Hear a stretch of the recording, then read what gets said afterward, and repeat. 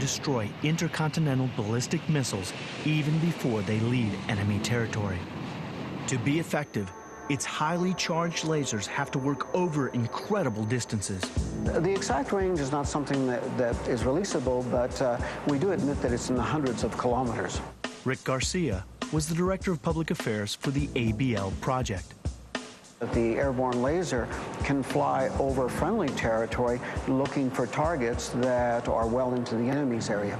Before taking out an incoming missile, the ABL uses a whole bank of sensors and low-powered lasers to size up the target.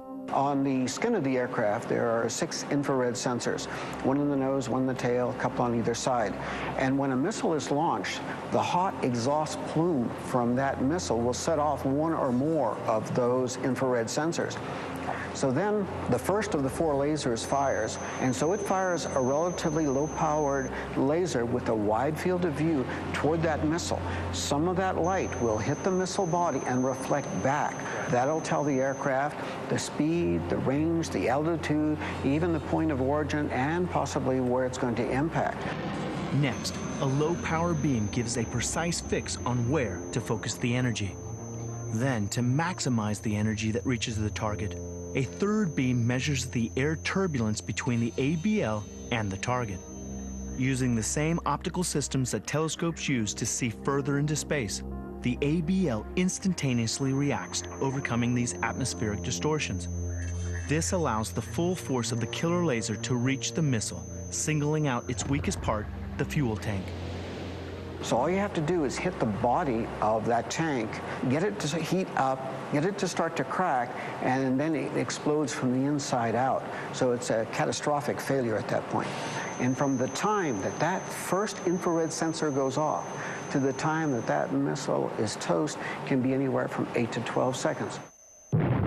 With this cutting-edge technology, the military will soon be able to send this aircraft anywhere in the world in less than 24 hours.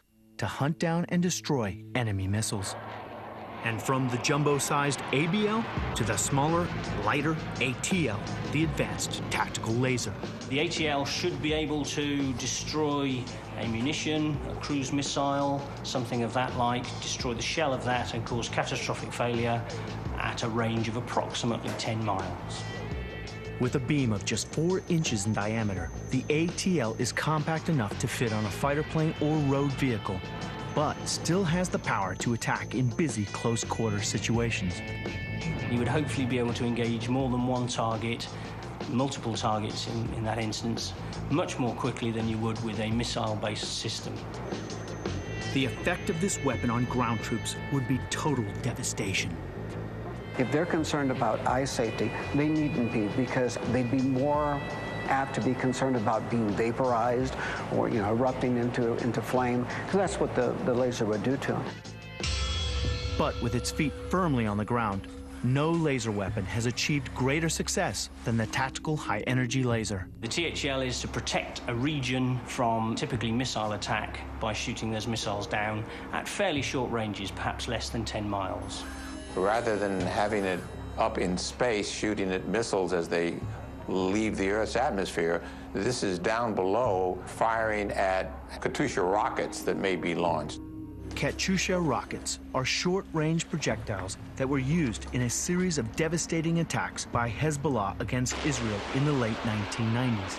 The Israelis had no effective countermeasures to defend its borders, and they needed a solution fast. Working with the United States Marine Corps, they developed the THEL.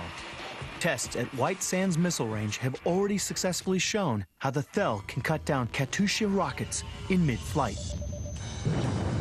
There may still be years of work to do before the Star Wars prophecies become real. But the prototypes are already operational. The testing is well underway. And in the race to perfect directed energy weapons, there's no time to lose. With the dangers that exist in the world today, you've got to look very far ahead to develop weapons to protect yourself.